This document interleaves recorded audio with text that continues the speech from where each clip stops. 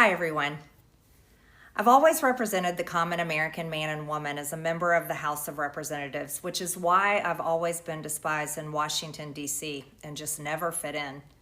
Americans are used by the political industrial complex of both political parties, election cycle after election cycle, in order to elect whichever side can convince Americans to hate the other side more.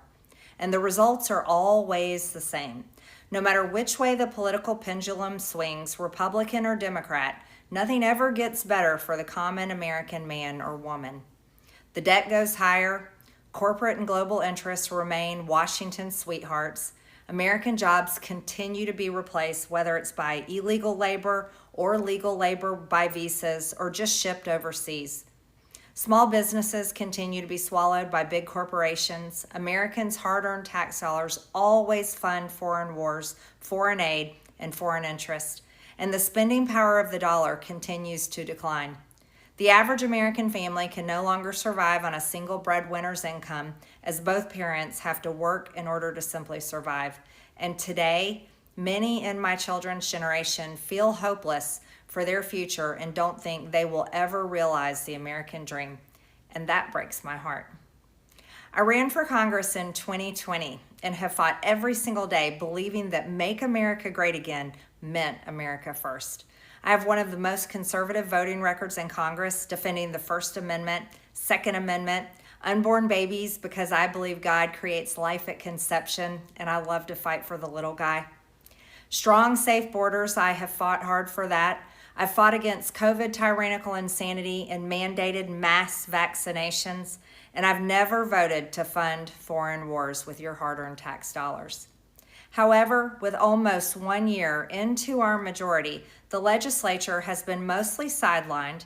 We endured an 8-week shutdown, wrongly, resulting in the House not working for the entire time, and we are entering campaign season, which means all courage leaves and only safe campaign re-election mode is turned on in the House of Representatives.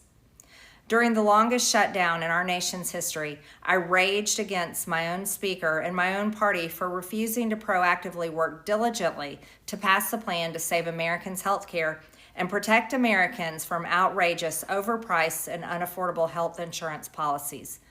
The House should have been in session working every day to fix this disaster. But instead, America was force-fed disgusting political drama once again from both sides of the aisle on television every single day. My bills, which reflect many of President Trump's executive orders, like calling for a new census counting Americans only to draw new districts, making English the official language of the U.S., making it a felony to medically trans a minor, and other bills like eliminating capital gains taxes on the sale of your primary home and eliminating H-1B visas, just sit. They all sit collecting dust.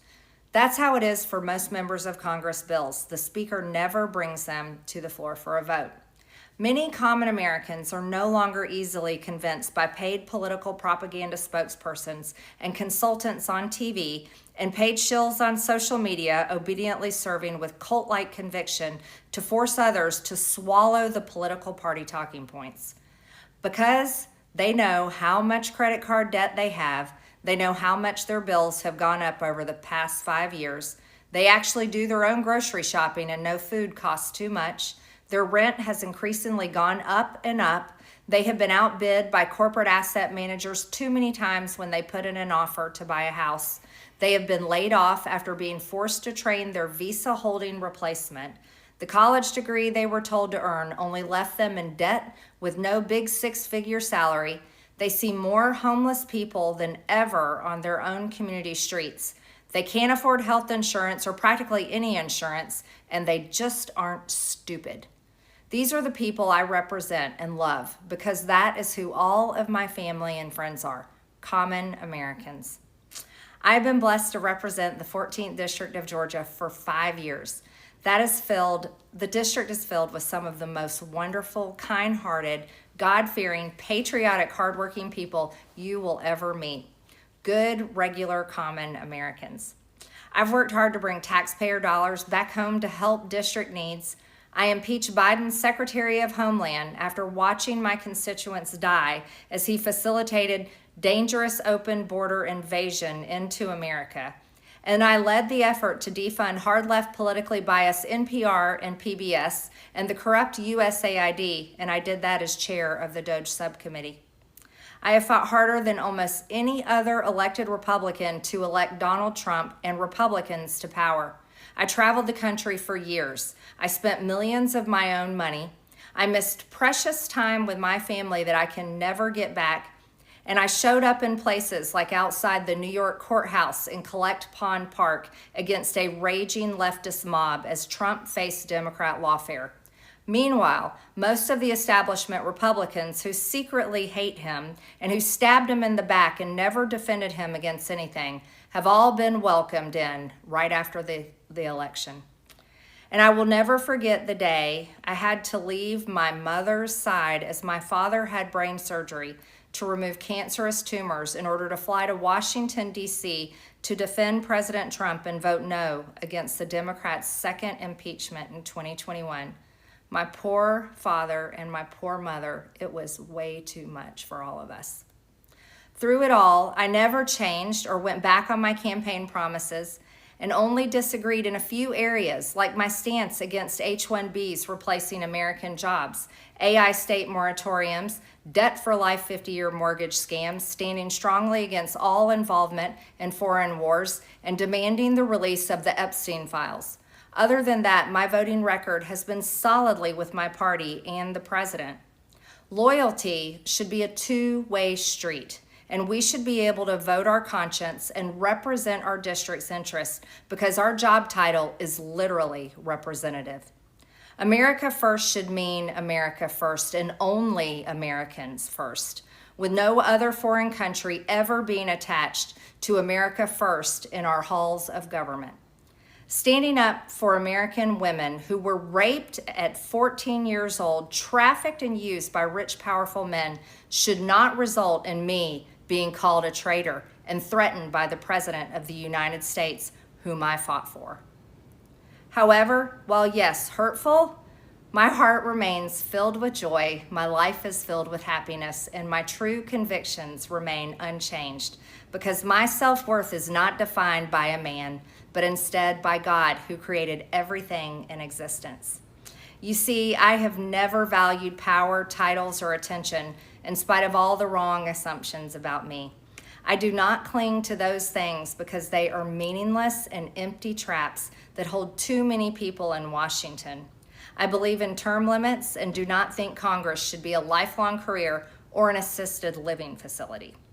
My only goal and desire has ever been to hold the Republican Party accountable for the promises it makes to the American people and put America first.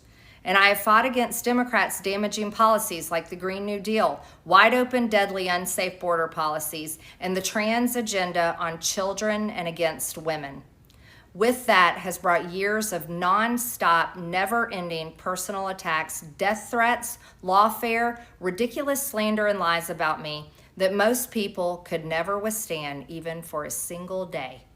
It has been unfair and wrong, not only to me, but especially to my family, but it's been wrong to my district as well.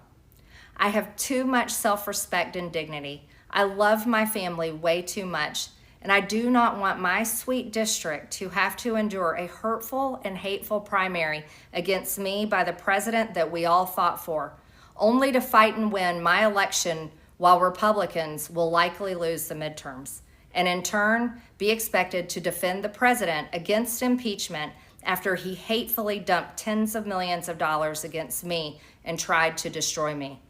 It's all so absurd and completely unserious. I refuse to be a battered wife, hoping it all goes away and gets better.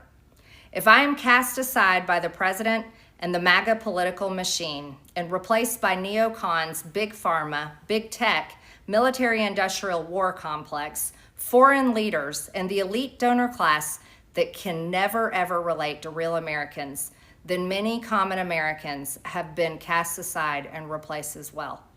There is no plan to save the world or a 4D chess game being played.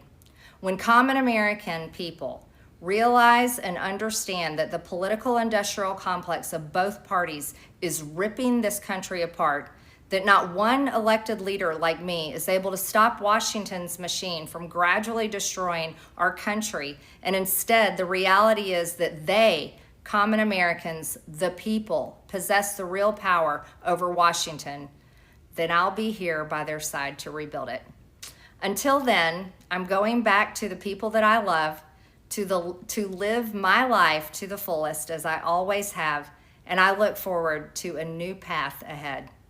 I'll be resigning from office with my last day being January 5th, 2026, and I look forward to seeing many of you again sometime in the future.